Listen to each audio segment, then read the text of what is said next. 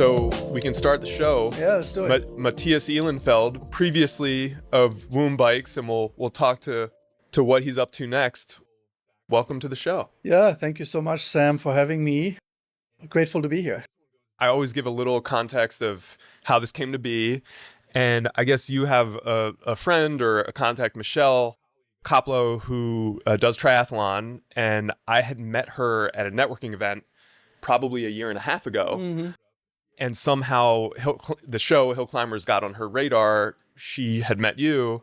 She reached out to me and said, "Hey, Sam, you should really talk to Mathias." So grateful to Michelle, but also like you and I sat down for probably an hour and a half and we had a real conversation, which I don't know if most people would agree with me on this, but it's pretty rare these days to sit down with someone that really you don't know well and just kind of like get right into what matters in life. The business stuff, great. We'll talk about that. But what I was really excited to kind of like discuss and uncover as far as your life and your path moving forward is the stuff that really matters. So can you tell us about your upbringing? I mean, where you grew up and what you were like as a kid? Yeah, I think Thanks. my accent kind of gives it away a little bit. You know, I grew up in Germany, right outside Frankfurt. Yeah, I grew up with parents who were blue-collar workers. My dad was he was a welder. He didn't go past 7th grade. My mom was not allowed to go past 9th grade. She worked at a butcher shop.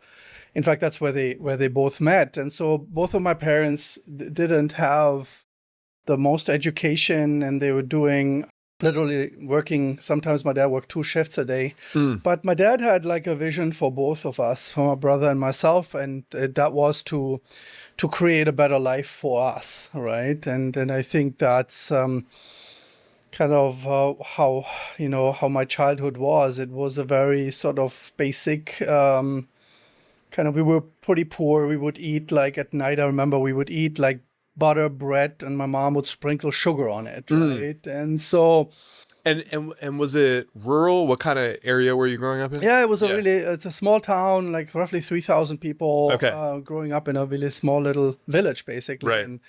And yeah, we're just trying to make it. And and my dad had this idea. He was big into tennis, that was his favorite pastime, at the local tennis club.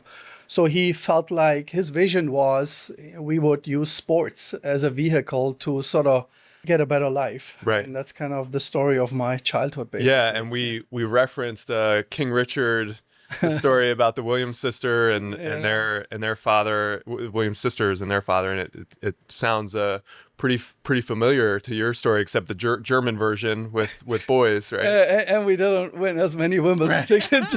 but it sounds like you guys did well enough, right? So where did that take you? Yeah, I mean, I think childhood was just basically going to school and then playing and practicing tennis, right? And we early on, I remember playing my first tournament when I was 10 years old. Yeah. And my brother did the same. And so we end up spending our youth and childhood on tennis courts and going to various tournaments, playing team tennis against other ones. And then my dad had heard about this boarding school for gifted tennis players, and he checked into it, and we tried it out. And so we ended up going to the tennis boarding school. I was like in 10th grade, and that kind of elevated our game even more. And eventually we met somebody whose child was playing tennis in America, right, in college. And that's kind of how it all started. We were basically on looking at a way to get to the States and play tennis over here. And departing from tennis for the time being, did you have other sort of interests, passions? Like what were you, besides tennis, what were you into as a kid? There were a couple of things which actually in hindsight it was very interesting, because I was always into music and I was always into dancing, and so those were the things that I had to give up, which I'm now back into it again. But the one thing that stood out the most was the way that we used our bikes growing up. I remember in fifth and sixth grade, we had to ride 45 minutes to school. Right. Fourth and fifth grade. Yeah. Fifth grade. And literally, my brother always left 5 minutes behind me because he was a little bit older, so he would always catch me. But literally, And would you guys race or? Yeah. He would always try to catch me right before school. He was always, it was like rain or shine. It didn't matter. Literally, we had to ride our bikes to school because my parents, we only had one car and my dad used it for work and everything else. So we end up becoming like bike riders and racers early on. I was frankly more the casual rider. Mm-hmm. I was more like trying to get there, leave early, get there. And my brother tried to leave at the latest possible time and then try to catch me right before school. So, right. Yeah. Oh, that'll make every school day interesting. Yeah, absolutely. Awesome.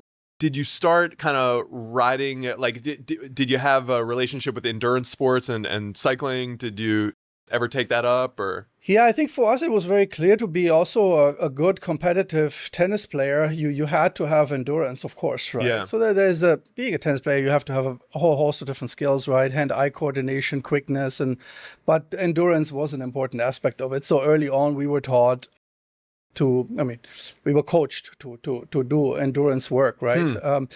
But really, it started not until college, where both my brother and I started really getting more competitively on the mountain bike. Okay, that's right. Yes, and we actually were in Monroe, Louisiana, and you'd think there's not much mountain biking going on there, but there's a place called Ruston, Louisiana, and this is like a state park. Yeah. And they actually used to have exterior races back there, so it was really legit. So on the weekends, we would always go out there and mountain bike ride and start doing a few smaller races here and there. Awesome. But I remember riding that Cannondale. In fact, my first super serious mountain bike was a Cannondale Delta V2000. It was one of the first full suspension bikes that they made in like 1993, 94. Awesome. Those designs are so classic. And they were so wrong. So rugged, just rugged. Yeah. And they were so wrong because like you were losing so much because they hadn't refined the rear suspension that well. So you would lose so much power, with that rear suspension. Right. But it was fun. I followed mountain bike racing back in the days, the Cannondale teams and everything else. So yeah, I love that. So tennis brought you guys to Louisiana to play. And what came next? I ended up going to a graduate school and happened to follow a friend of mine to the University of Alabama. I got my MBA there. And I quit tennis because it was just too much and I had burned out basically, right?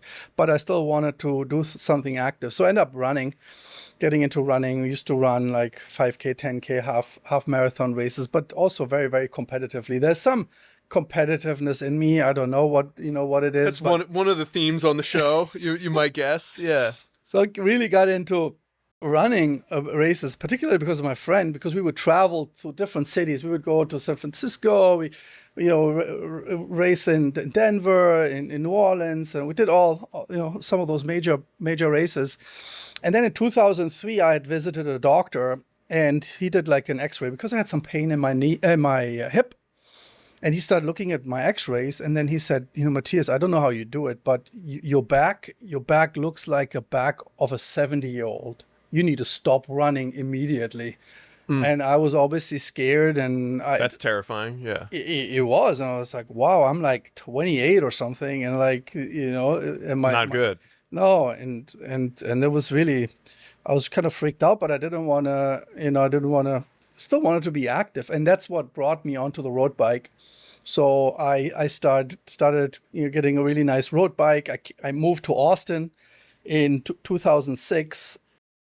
And right when Lance started Mellow Johnny's bike shop, I happened to be in the 360 building, which was right across from Mellow Johnny's.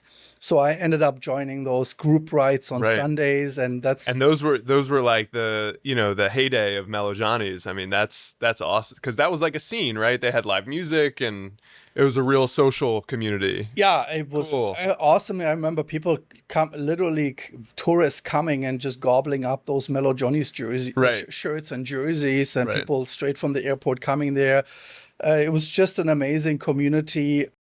I remember the opening day. Gary Fisher was there, so Icon and Lance was there. So it was just a great community, very popular place. We had all these group rides and activities, and so yeah, that's how my fire for bike racing actually started. Yeah. Cool. Leapfrogging to present day, like, I see you as being pretty mindful about mental health, physical. What's your workout regimen today? What are you into? Right now, I feel it's a good mix of strength or workout or high intensity strength workout coupled with some cardio. And so as you like getting a little bit I don't want to consider myself old, but I just turned 50. Okay. Right. Yeah. And so I think for me, what's important is to kind of like really look at longevity and see what really works. Many times you see people in their 40s, they start really continuing to do the same things that they did when they were in the 20s. And it really doesn't work so well anymore. Right. You got people, pulling muscles because they want to like push hard things. You have people rowing intensely and they get nerve damage, It's funny Matthias mentions this. I am 41 years old and I just took off a splint on my forearm because I did a big rowing workout a year ago and I probably have nerve damage. So point taken. Maybe I'll join you for some resistance training, right? Well, I mean, I think it's a mix of things. In fact, I just wrote an article about it. I think it's when you're looking at longevity a little bit about health, it's a combination and factor of things, right? It's number one is obviously your workout, right? Strength workout, some cardio workout, but don't kill yourself. Then also watch what you eat. Sleep, you hear this all the time. Sleep is super important. I make sure I do that. Yeah. I don't, this is not popular probably for your audience, but I don't drink alcohol, I don't either. Okay. Yeah. And so supplements, I focus a lot on that. I do a lot of things around like spiritual work, like I meditate, I journal. And so I think it's just not one thing, but it's just a combination of things that helps you prepare to be like an active adult without having too many limitations. Yeah. I think for kind of the listenership, like, it's nice and frankly I haven't gone down like the Peter Attia path, and I think he would agree with you, right? You want the VO2 max to like stay strong and be up there, but it needs to be rounded out as you get older. It needs to be rounded out with the resistance training, the grip strength being the one that people are talking about. And it makes sense because like you gotta build a core for when you're aging. You gotta, right? Well, and you also have to be mindful what you can also do given your lifestyle. I mean, you have kids, right? I have 2 kids as well. I have a family, and I do things.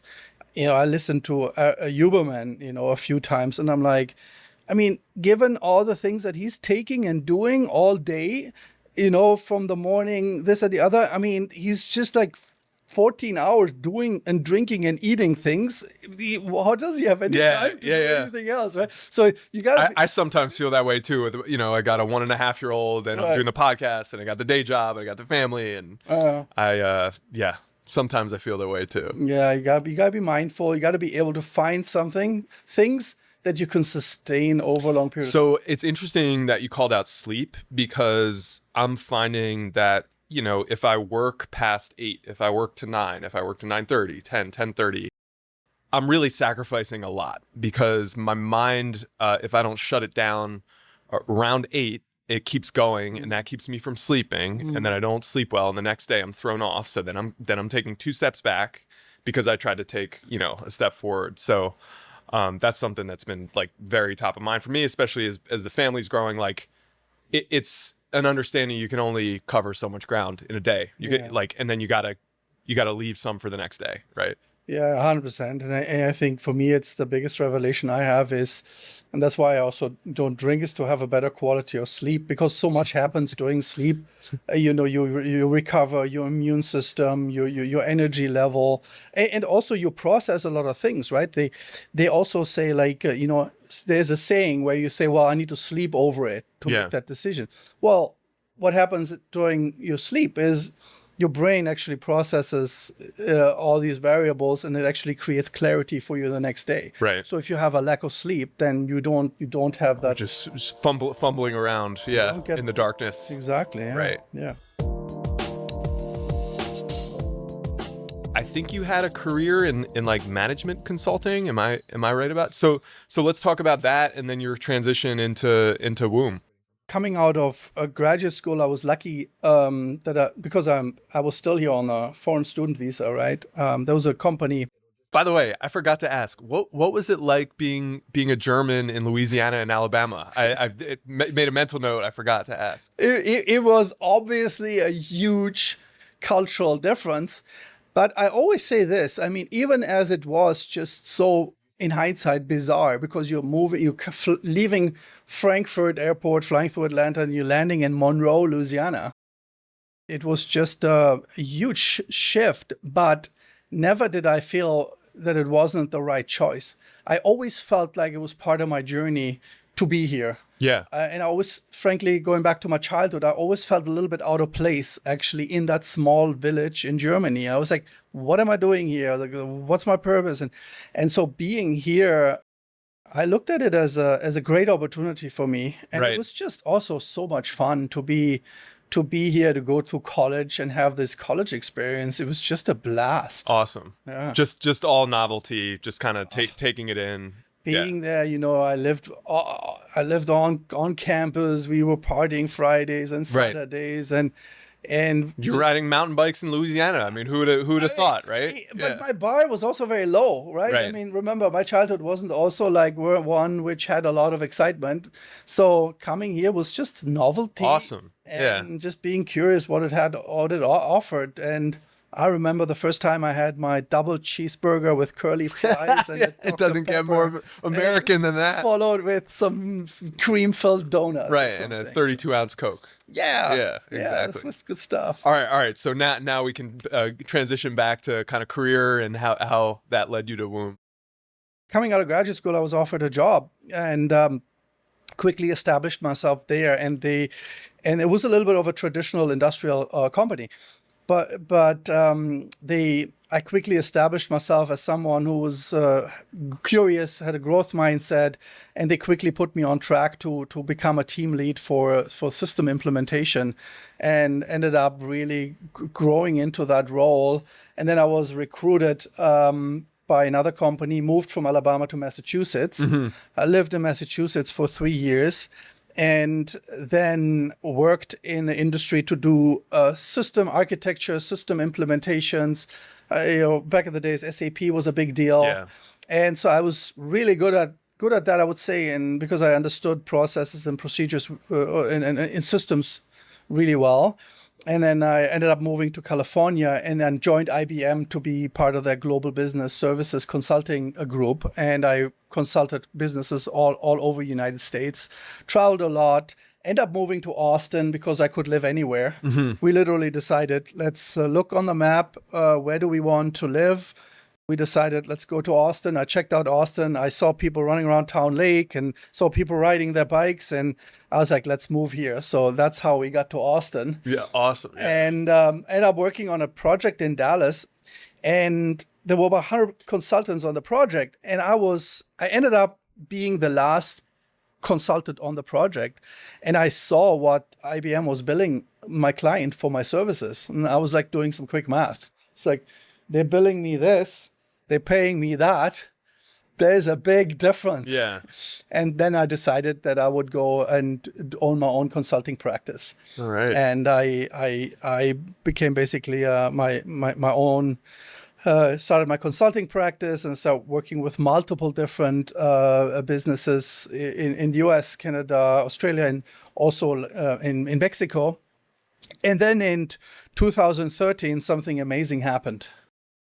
In 2013, my brother Marcus and his business partner Christian Bettstecker, they had this idea to start a brand called Woom in a small garage in Vienna, Austria. And both of them were also very they had kids and they were looking at the market in Europe and they couldn't find anything. What were their backgrounds? What were they doing sort of career-wise? Yeah, my brother was a marketing manager for a GM brand in Austria. So he just happened to live in Vienna. He ran into Christian, who had been an industrial designer. Okay. And he had been already helping other bike brands with bikes and really extremely talented, visionary designer. Just an amazing a mind, basically. So right there, the three of you have complementary skill sets. That's amazing. Yeah, it was just end up being a really great triad, so to speak. And so Christian looked at the market and Marcus and he said, "There's nothing really here. Let me just create my own bikes for my kids." And that's how it all started. And so he drew up these bikes. They met, and Christian was an amazing designer. Marcus was like a marketer, go-to-market kind of person. And to just kind of like focus in on the concept originally, can you expound on that? Like, what was the spark for them? The holy shit moment where they're like, this is a real market opportunity. Yeah, 100%. I mean, it was, Christian had a 3-year-old and a 5-year-old, and they literally looked in the market. They went to bike shops and they were used to, obviously, used to quality of the adult bikes. Right. And they just only saw shit on the marketplace, right? And they said, well, I'm not going to put my child on these bikes. And they're not going to have joy. They're not going to be as, successful as they could be. By the way, I've been thinking about that as a parent, because basically the concept is why should my kid not have a bike or, a tool or a toy as good as what I'm used to. And I think that's a pretty like novel perspective, because, a normal person would say they're a kid. They're not going to know the difference. Right. Yeah. And so anyway, I think that's a really interesting insight and a good part of the story. Yeah, I agree. I think this is also what played into our hands, is the increased awareness of parents in supporting their children to be successful in solving a problem for them. The conventional wisdom is you just, as an adult, you go to Walmart or whatever else, and you go buy a bike and bring it home, and hopefully your child will accept it and will be successful on it. But the quality and the weight of the bikes that are in these big box stores, they have nothing at all in common with the products that we are riding. Right. And if you think about how much a typical road cyclist thinks about bike geometry and weight and bike fit. I mean, there's another one, like, if your kid doesn't fit on the, and the cranks are really difficult to turn, you're literally not setting them up for success. And like, everyone talks about riding a bike being like a massive pivotal moment in the child's life. So what you guys zeroed in on is incredible. Yeah, thank you. I think we made a huge change. Our mission is to inspire millions of children to fall in love with cycling and to make the world a better place. And we are doing it by offering the best products out there. And I think I always make this analogy with adults. I mean, weight is obviously of the product of the bike is very important. And geometry is very important. Componentry is very important. I mean, all these geeky things. But to simplify it and to give an easy analogy, it would be to say, okay, let's say the 5-year-old weighs 40 pounds, right? You go to Walmart or whatever else and you buy a 30-pound bike, right? Then 30 over 40, you do the math, is whatever it is, right? And then compare that to the adult. Like you and I, we both ride. I weigh 165. My bike weighs 18 pounds. Exactly. Yeah. So your bike weighs 10% of your body weight, yet that 30-pound bike weighs roughly 75% of. And then we are expecting the child to have a good time on that bike. We expecting them to be outside in the outdoors and be as enthusiastic about biking as we do. We don't set them up for success. So we developed a bike that weighs 11 pounds. Right. It's the world's lightest pedal bike. So therefore, we are already setting them up for success, and we put small hands reach brakes on it so that they can actually grab the brakes. We put cranks on there that are like 85 millimeter long for like the 4-year-old. Every bike that we offer is different for each age group. But the point is, everything that we do around the bike has the same, maybe if not higher level of attention to detail as the adult bike. Right. Why? Because we want to make sure that we inspire that child to be successful. Right. And they say that we don't sell bikes, we sell smiles. Because at the end of the day, the child is successful and enjoys being on that bike because we're setting them up for success. And secondly, the parents are excited and happy. And of course, that creates fans, and that creates these micro communities that are Woom fans. And now you look through some neighborhoods and everybody sort of seems to be riding Woom. So we're gonna get to that. And as a perfect tangent, my son Art now has the entry level Woom bike, which is for I think 1.5-year-olds, is 18 months and up, and he's transitioning from his little glide bike or whatever you call it onto the big boy Woom bike. And like, to your point with the smiles, like, I have so much pride in this, and my wife and my family. It's been like, and granted, we are a cycling centric family. Yeah. It's been really like fundamental to our joy recently, straight up, and that's really thanks to you guys. Your brother and his partner started the company in Vienna. Yeah. You're here in the U.S. running your management consulting business. How did you guys start to join forces, and how'd you kind of like make that transition? It's a really fun story because one of the first bikes they built in their garage, literally, it was in my brother's garage in Vienna. One of the first bikes they built, they decided to give it to my dad and bring it over to Austin for my son Luca's first birthday present. Mm-hmm. So in 2013, he got one of the first bikes, and my dad was like, yeah, I'm going to put it together. And as soon as I saw the bike, right, I knew it was going to be something special. Wow. Right? Yeah. I mean, I just saw it. And of course, he was a little bit too young, but a couple months later, he starts riding through the neighborhood, and the neighbor sees him riding and he's just having a good time. And I'm out there and he's like, what is this? What is he doing? And I was like, yeah, it's he's on his balance bike and everything else. He's like, oh my God, I love it. I want to buy one for my daughter too. So his daughter ended up, made your first sale on the first day. And right? So I pick up the phone, I call my brother and I said, I need one. You have one more bike? And I said, yeah, I'll send you one more bike. And so I ended up selling my first bike to my neighbor. And the funny thing is, he didn't even ask how much it was, right? So there was not even like any sort of like price sensitivity right there. So I ended up charging him at whatever. And I was like, okay, this is interesting. And so my brother comes visiting a couple of months later because we used to ride bikes around Austin. Like, he's also an avid bike rider.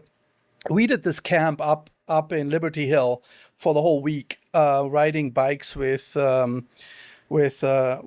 training group. And every morning he would wake up, have his coffee, he'd open up his laptop, and he said, I sold 5 bikes last night on my online shop. And I'm like, okay, hold on. How was he going about selling them? Was there a e-commerce platform? Yeah. He listed the bikes online on his website because early on they were just direct to consumer only. Right. So he had a website and word of mouth and everything else, and people start buying bikes, and I'd be like, you sleeping, waking up, and This is a good model. This sounds pretty good to me. Yeah. I think I should contemplate that as well. And so that's kind of how the whole idea started. And we had been doing things together before as well. So when we were in college and we were doing all this mountain biking, we decided to talk to the local Cannondale bike shop. And we asked him whether we could place an order of bikes because we wanted to bring them to Germany to sell them there. Mm-hmm. So he agreed, and he gave us a great discount. We filled up this container of bikes, and we also threw some tennis balls in there because, there was some empty space in the container. And so the idea was to bring it to Germany, and it was like a gray import, right? And so the dollar was in our favor. the pricing of the Cannondales was super high in Europe. So we were like definitely going to make some money on it. So we bring them over during the summer. We start selling them. And one day we walk into our house and the fax machine spits out this paperwork.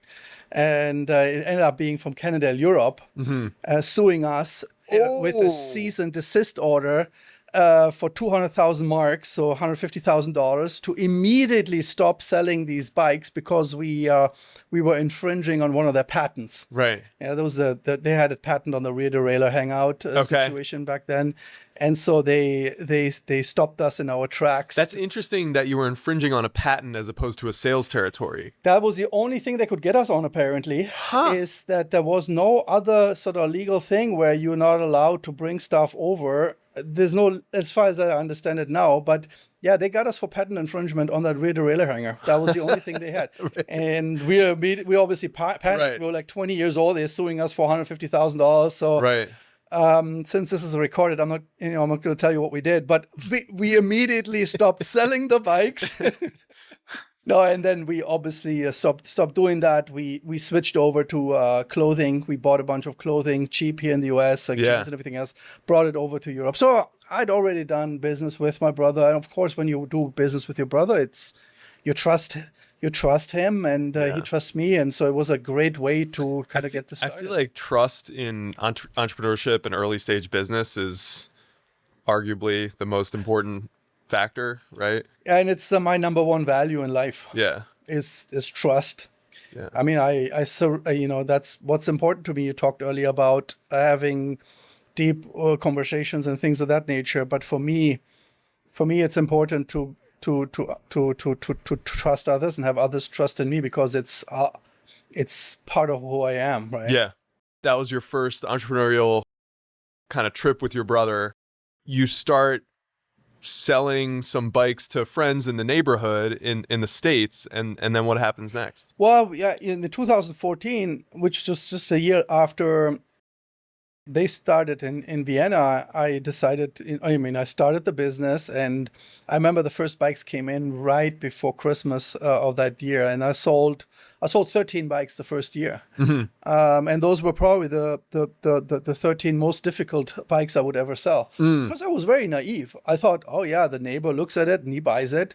My brother just opens the laptop and he sells bikes. And I was like, this is going to be easy. I got a great brand. I got the best products on the market. Definitely people are, just going to go and come and buy it. And that was a big learning for me. I needed to find a way to create awareness of the product. And that's why I've always approached it early on that the next bike I'm selling or every bike that I'm selling to somebody is the most important bike that I sell. Because I need to make sure that I take care of the customer, they love the product, and they tell other people about the product. Because I didn't have a huge marketing budget. And how'd you go about selling those 13? Was it word of mouth or how? I literally went and I was, for example, the sponsor of the kids lab at the Driveway. Driveway is the local bike race series that I guess probably started 20 years ago and is still kicking on Thursday nights for most of the year here. So if you're unfamiliar with Driveway Series, look it up. It's Austin's crown jewel as far as bike racing. And they had what's called a kids lab. So I would go out there. I mean, of course, I was still racing then. I would go race, but I would bring my tent and my bikes, and I would sponsor the kids lab. And just to kind of get people aware of it, I would go take a tent to Zilko Park. I would go to Mueller, put up a tent and have the bikes out there. I was like trying to do everything grassroots. In fact, I even took a bike and put a kind of welded it on the back of my car. So I had one of those balance bikes that, the one that your son has. I had a little adapter. And I welded it on the car, and I was driving around town with a bike on the vehicle. So, because I didn't have any guerrilla marketing. Yeah, it was. Yeah. And I think it's like anytime you have a chance to talk to anybody about a bike, I would do it. So that was kind of the humble beginnings because I had to get a way to create awareness of the product and also create trust with the customer. Yeah, it's like you're putting your child on my bike. Like, how do I create social proof? How do I create trust and all those things for the bike? So it was certainly much, much harder than I thought, but a lot of grassroots and events and one-on-one selling. It sounds familiar for, as far as what I'm doing, and I'm realizing, like, over time you bring it up in every conversation, and it actually does start to pay dividends. At first it doesn't feel like it is, but it's been like one of the more beautiful lessons. And I'm in sales for my day job. Right. It really, it's good reinforcement, because it might take 2 or 3 years, but then you get the fruits of the labor. I mean, it does pay you back. Right. And I think what's important also, and this is the case with you as well, is like you're doing something that you're passionate about. Right. Right. And I think for me, it was also like the perfect timing because my children, were very young, and it was something that I've always been passionate about. And so for me, it was natural for me to channel my energy into Right. that. And when I do something, I'm always kind of sort of all in. Yeah. I'm all committed and all in. So I think that was also very helpful. But you're also passionate about what you're doing. So that's what Yeah, brings the energy. it's true, and it really, it's a snowball effect. It really is motivating. So you're doing some kind of hand-to-hand combat as far as the sales initially. When was your first signal that things were starting to get moving in the US, and how did you put those pieces together? Yeah, I think it was like I had to find a strategy to create more awareness. And I think there were two major events that happened in 2015, just shortly thereafter, where I had worked with bike review sites. Right. And back then, it was legitimate review sites, right? Now we can talk about what the landscape looks today with all the Not as much chatter with social. It was actually a review site. Yeah, and it's not driven by this affiliate marketing and everything else, right? I mean, we can talk about that at another time. But the point was, these were real review sites, and so I would be working with the top kids bike reviewers and really working with them hand in hand. Like every night, I would sit there answering questions on email. And because I know that I need to create awareness and social proof that we have the best product. And so that really sort of put us on the map that when we are compared objectively, independently, that we were the number one ranked product. So when you go into Google, you say, best bike for 5-year-old, the review site would pop up, and then you look at the links and you see us always ranked number one. I feel like with a certain consumer demographic that's, more expendable income, more well-heeled, they're just going to buy the nicest thing for their kid. Like it's as simple as that. What's the safest thing? Oh, it's the expensive one. Okay, we'll spend the extra $150, right? Yeah. Yeah. I think it's good strategy.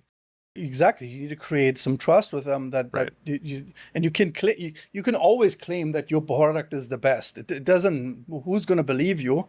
But if somebody else tells that in an objective manner and they laid it out why it is, then that's it, right? So quickly we became sort of the top choice for the parent who understood and who's a cycling aficionado, because they would pick us. And then what was super important for me is that we would support these parents as much as we could. So that's why customer experience was always number one for me. Mm-hmm. I'm going to take care of you as my customer. Right. And if somebody calls me and they say, have this or that, I'm like, don't even worry about it. We're going to cover it, right? I mean, there was even a time when people had flat tires. I'd send them a tube for free. Right. Even though they ran over something, or I'd be exchanging the bike, very liberal in terms of what and how we can how we deal with the customer, because that's the number one thing for me is I want to make sure, and I always said this I don't want to sell you a bike. I want to offer you the best possible product that allows you to have, or that allows your child to have the best possible experience. Yeah. Right. And that was my going in position. And that's also the messaging that we had early on. And so that was kind of like the one thing that the review sites and then the word of mouth was just incredible. Mm-hmm. We call this like micro communities or micro neighborhoods, where you go into Ramsey Park over here in Austin, in Rosedale, and you see one Woom bike. And then you see that bike and you see somebody else on training wheels and you see who's having more fun. And then it becomes very clear that the Woom customer is also a fan, and they'll obviously tell other parents around it. So word of mouth was also a tremendous asset for us. At the around age of 3, 3.25, 3.5, they are ready. Every child is different, right? But let's assume your son has been on the balance bike for 18 months. They are now having the basic balance and steering and braking skills. And then they're going to be asking for pedals. And if they don't, you just get them a bike and see whether they're ready for it. And then you kind of accustom them to the bigger frame. Maybe you take the pedals off at first, learn how to balance a little bit.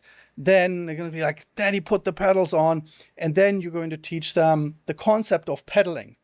Because they already know how to balance, they already know how to steer. So it's the concept of pedaling is in fact something that you can visually teach. You can literally take the bike and say, hey, what was your son's name again? Art. So Art, if I move the crank forward like this, the rear wheel spins like that. Why don't you do it? And then he does it. And then he's like, this is cause and effect. I move the cranks or the pedal and this way. Oh, let me try it out, right? And then you find a safe space, preferably a little bit of a downhill area, not much, traffic and everything else. So downhill area, so you can glide down, and then all of a sudden he's gonna be starting to using those pedals, and because he already knows how to balance and steer, you don't have to worry about those things, and all of a sudden you'll be like having that magic moment. From a kind of marketing perspective, is there a way that you get the parent that gets him the 1 to transition to the 2? Do you have is there a mechanism where you're kind of upselling the second bike? Early on when we started, we had this concept of upcycling. And upcycling is you have a membership you can buy upcycling membership, and then you can buy a Woom 1, and once your child outgrows that Woom 1 bike, let's say at 3, 3.25, and you don't have any siblings, you can trade it back to us, and we give you a credit for the next bigger bike. Wow. So we started with that upcycling program, but what we learned early on was that the take rate of upcycling was very small. And I didn't quite understand it because it was a good value proposition, I thought at first. And it turns out that customers had multiple children. Right. So they were handing it over to other ones. But more importantly, what they found out is that our resale value of our bikes was just incredible.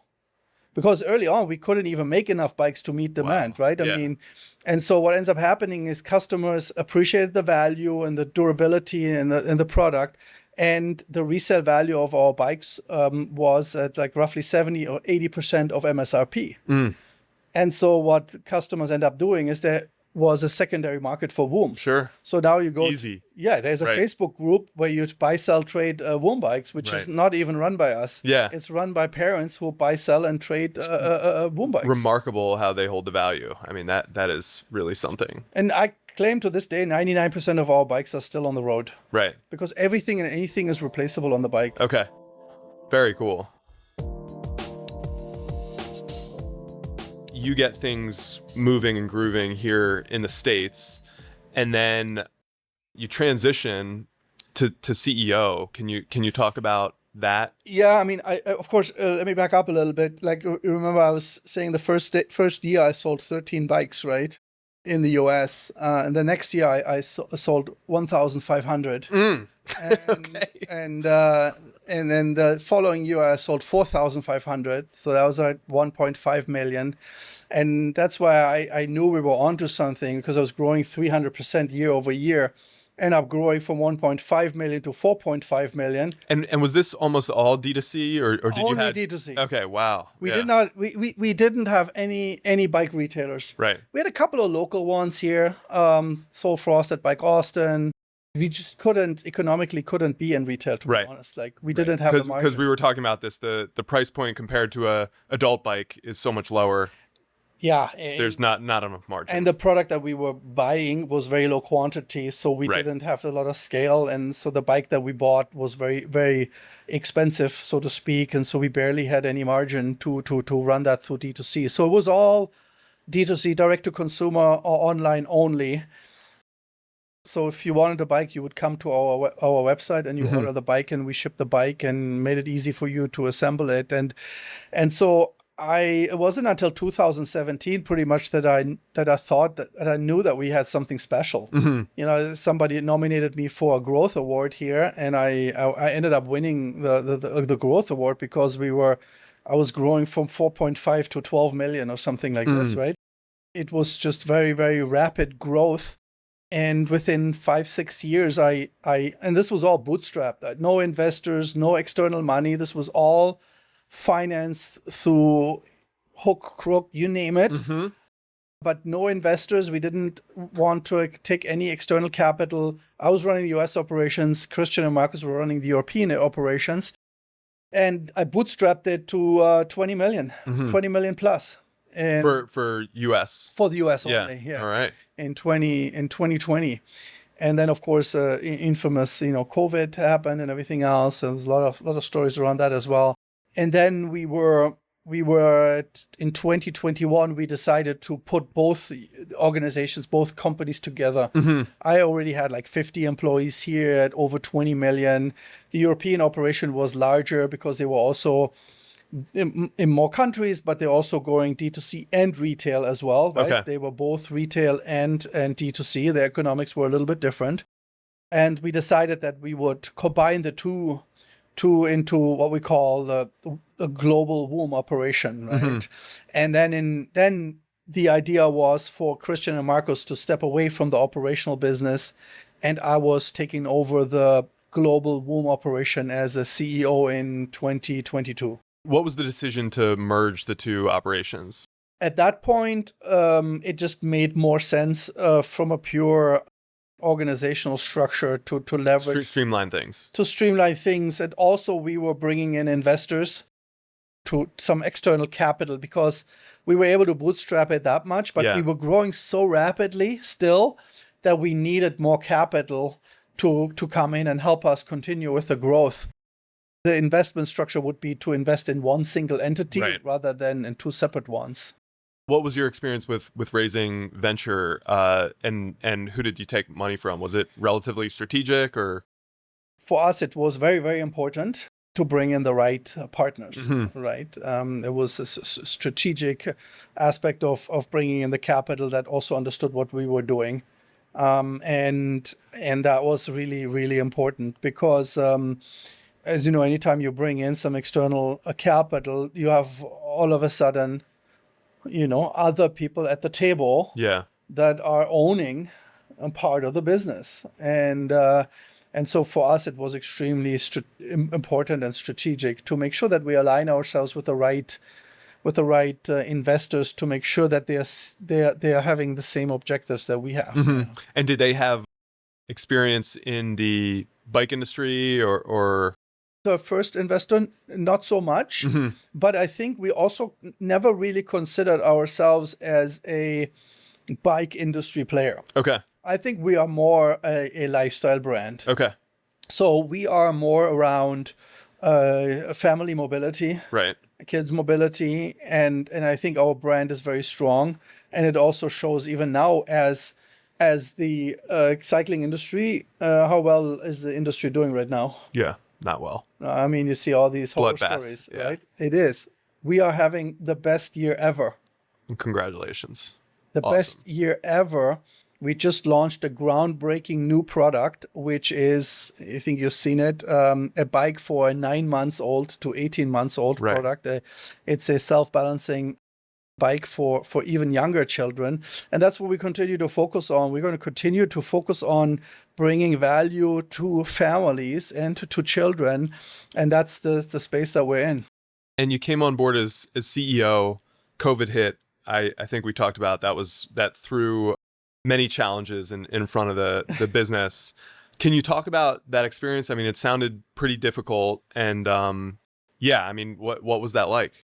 First start of COVID in 2020, we were like, I'm almost like reliving it right now. It was really bizarre because we didn't know what was going to happen. And then before you know it, I had over 50,000 people on the waiting list. I had 50,000 people signing up to buy a Woom bike from us. right? So there was this tremendous thirst and demand for bikes for obvious reasons now. And that continued into the early 2021s. And then all of a sudden you saw signs of, I still had trouble getting the products in 2021 because that's when the real supply chain hit.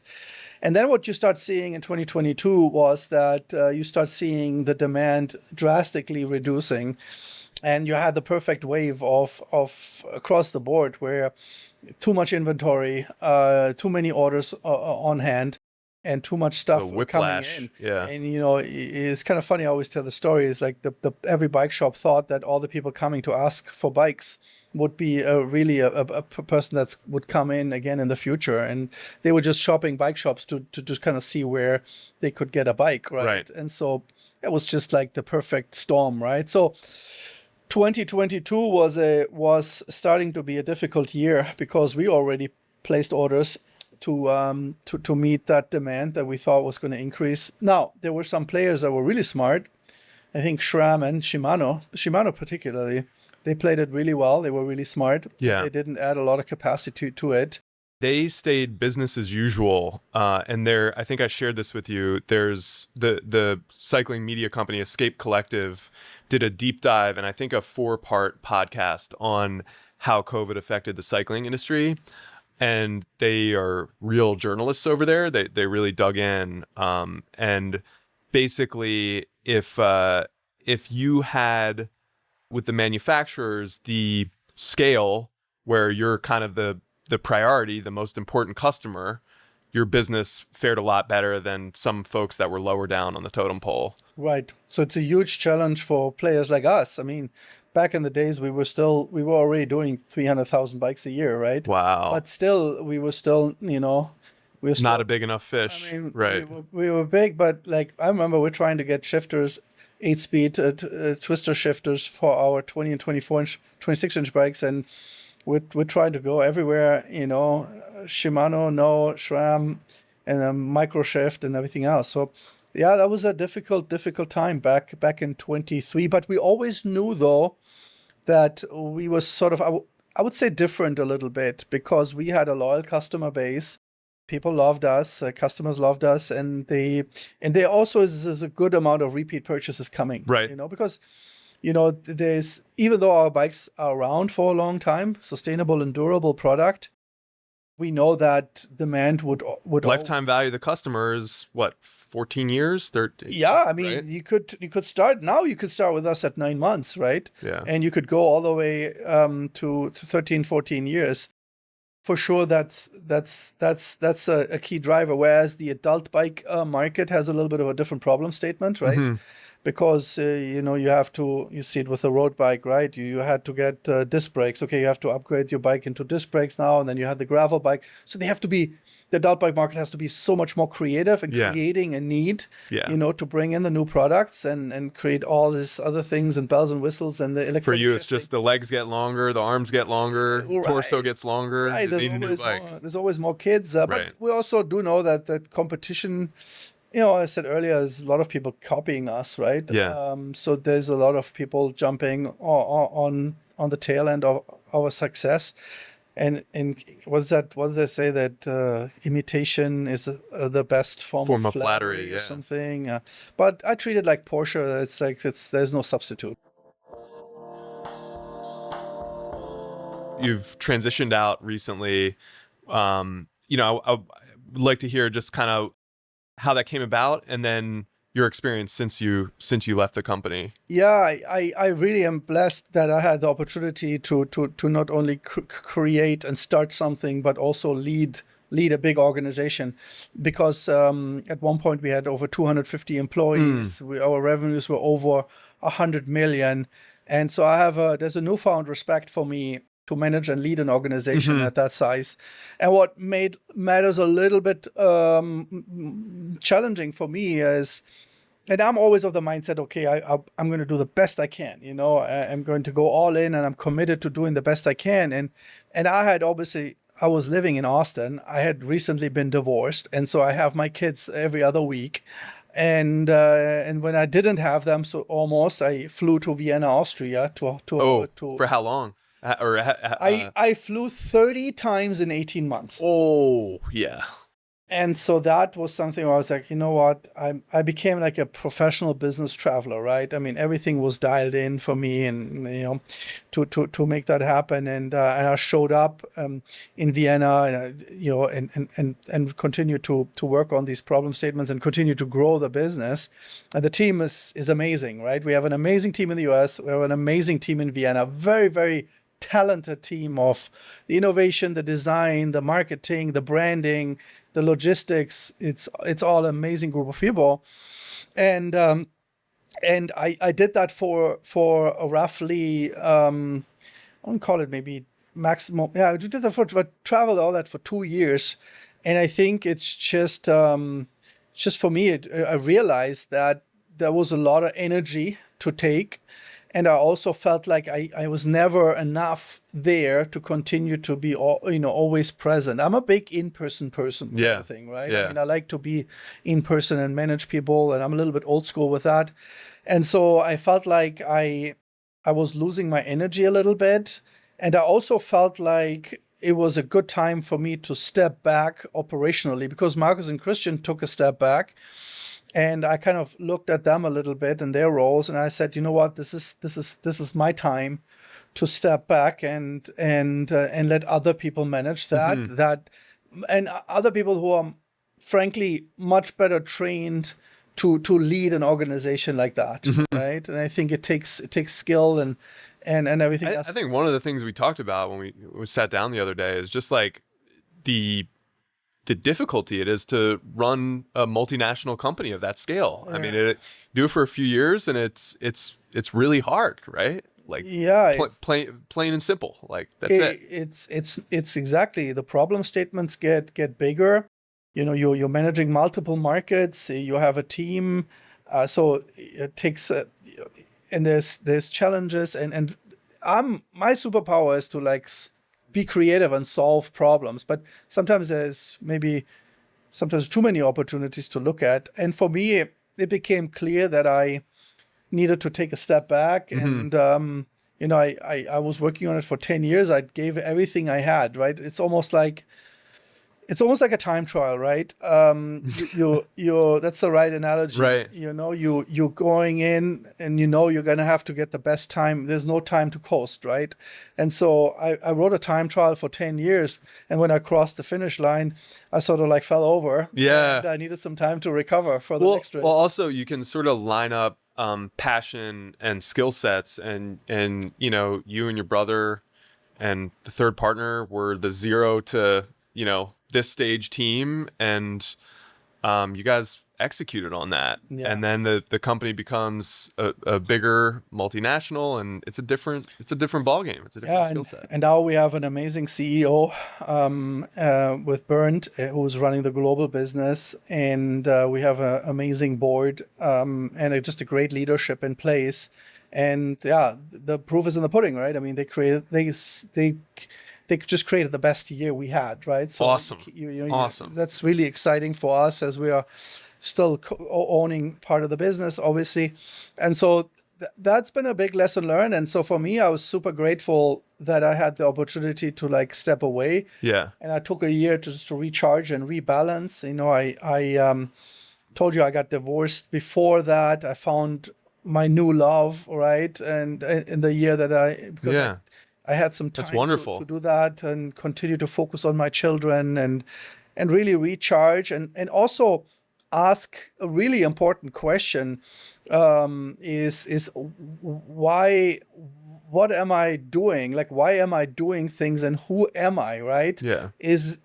Am I a person that builds and creates a brand and a company, or is there something more to me? And so I really took the time to reflect on the question of who am I, and I've done a lot of discovery around it, and I feel really good about where I am right now.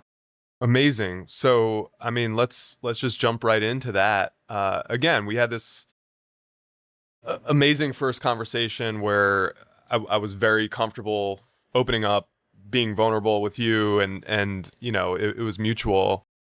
You reflected for this time, this year, I think what I came away from our conversation knowing was that you want to help people, you want to support people, and make that sort of fundamental to the next path in your career.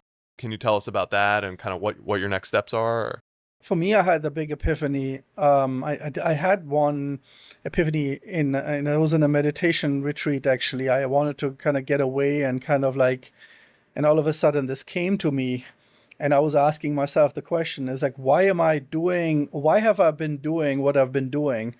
And the epiphany that I had was like, I was always doing things to do things to validate that I can do good things and that I can be successful, to show other people that I can be successful. Mm-hmm.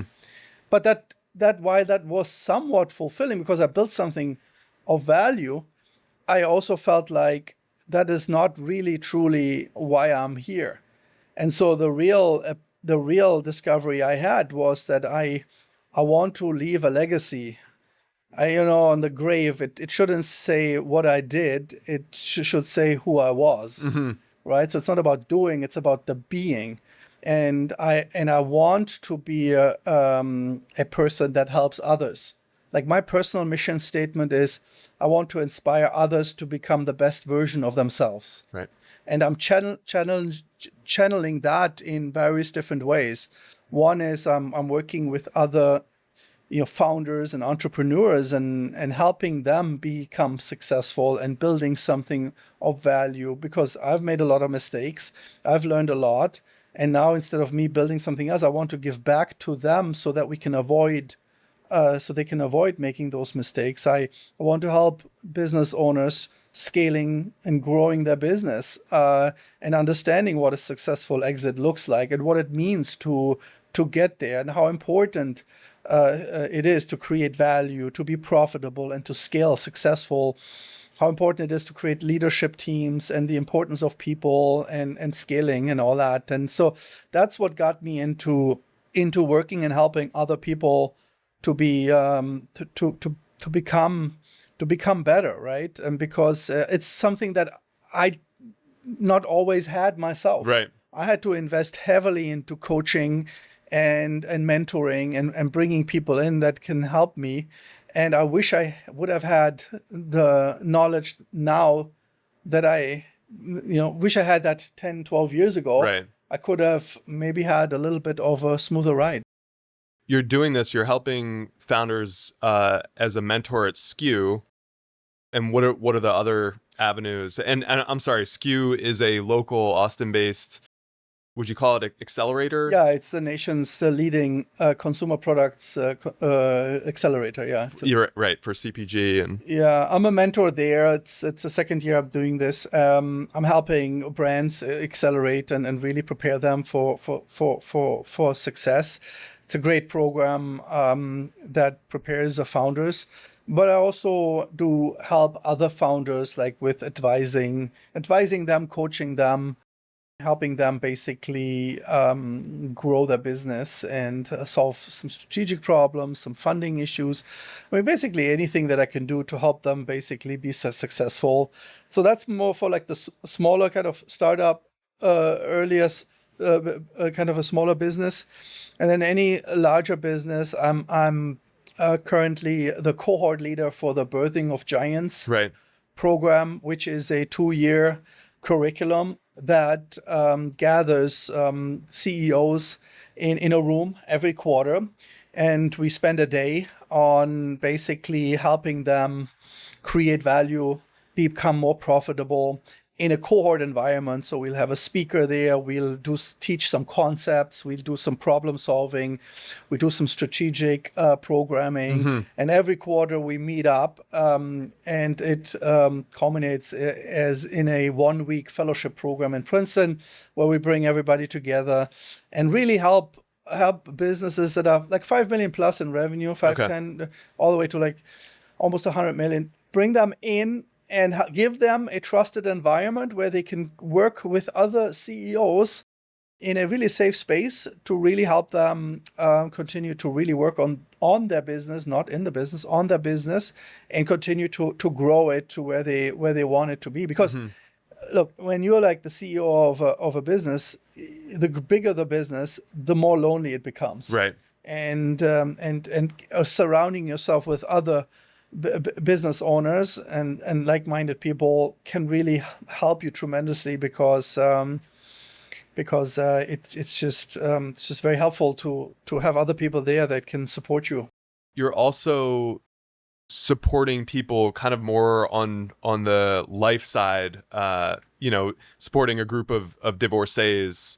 I was very curious about that, and I would love for you to share about that. Yeah, it's something that I'm very passionate about because for somebody who has been going through a very, very difficult divorce, I have decided that I want to give back also to men who are going through a divorce or have been going through a divorce to basically rebuild and find themselves again and optimize their lives and finding their dream partner again. Because for me, it's been a very, very difficult journey. And so what I created is the Reclaim Code. And the Reclaim Code is a proprietary 6-step framework that helps men who have been going through divorce to rebuild themselves, to support them, and basically re-energize them again. So I guide them in a one-on-one, very customized program, and I guide them into bringing their life back. Yeah. And also like optimize and really regain their strength and really find their dream partner again. Because divorces are very, very, very difficult. I mean, for both partners. My experience is obviously with men, so I want to focus on that. And I've had some of the best coaching you can get. I've experienced it because I wanted to invest in myself. And so I have a lot of these frameworks that I want to pass on to others. I have, I think, 3 questions for you. One is related to Woom. I was in Philly, my local bike shop. There's a Woom bike right in the window. I was on my block last night, and 2 kids ride bikes past me. They're both Woom bikes. I mean, it feels like Woom owns the category. I can't say I'm a connoisseur on children's bikes at this point. I see Woom bikes a lot these days. Yeah. What does it take for you guys to win the category? What's Woom's trajectory moving forward? I think for us, there's 3 different priorities, right? I think one is continue to really sort of build our brand and create more relevance in existing markets, right? So even though it appears that we are having the highest market share in that space, it may be that we have the highest market share in the space of parents who are bike aficionados, who value the importance of biking. We call it like the sporty families, but there is still a big job to be done, is to create additional awareness and to really attract customers who we still need to continue to educate. So that's the reason why we went into offline. We went into brick and mortar. Right. We are in REI stores, and so it's almost like a partial marketing spend to get the bikes in front of there. The margin's not as good, but you get the market share. There's some adults that are feeling comfortable buying things online. And with kids' bikes, it's the same. There's still a traditional amount, and we've done a lot of research in that segment. We've analyzed and segmented the entire kids' bike market in the United States. And without giving away the store, yes, we are the leader in online sales, right? That nevertheless, there's still a lot to be gained through the offline channel, because there's just some parents who continue to buy offline. Right. They go into brick and mortar and they want to sit on it, they want to touch it, they want to feel it. But once they see it, like you walk into a REI store, you're looking at this product and that product, you obviously pick a Woom product. Not obviously, I shouldn't say that. You're likely leaning toward the Woom, and then they take it home, and maybe the next purchase will be online. Right. Or it gets, that kind of a thing. And so that certainly is a lot of opportunity still in this market. Yeah. We also have a strategic partner that brings us into China. Ooh. So we have already sold the first bikes in China. So that's an opportunity. And I think the big markets are US, Austria, and Germany. Yeah, right. Germany is the biggest market, followed by the US and then Austria. Okay. Maybe they are very close. There's still a lot of go-to-market strategies. And then, of course, there is a big innovation play. We have just the most amazing innovation. Just FYI, the bikes that we have sold since 2013, we have revised them 7 to 8 times until today. Mm. So we are constantly improving the existing product to make it always better. Right. But we're also coming out with these new innovative products. We don't only do bikes, but we have award-winning helmet. Right. We have pretty much the best helmet on the market for children.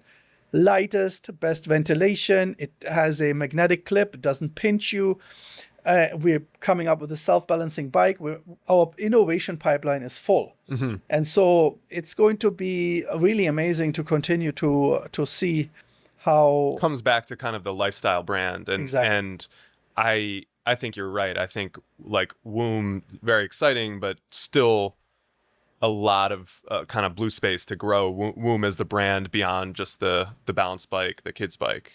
100%, yeah. Cool. And I think electric mobility is a big topic. Okay. We can maybe talk about that next time. Right. We do have a electric assist bike. We are launching some additional models there. So I would say sky's the limit for us. We are really well positioned, and yeah, there's still a lot of opportunity to grow the brand. Yeah. Awesome.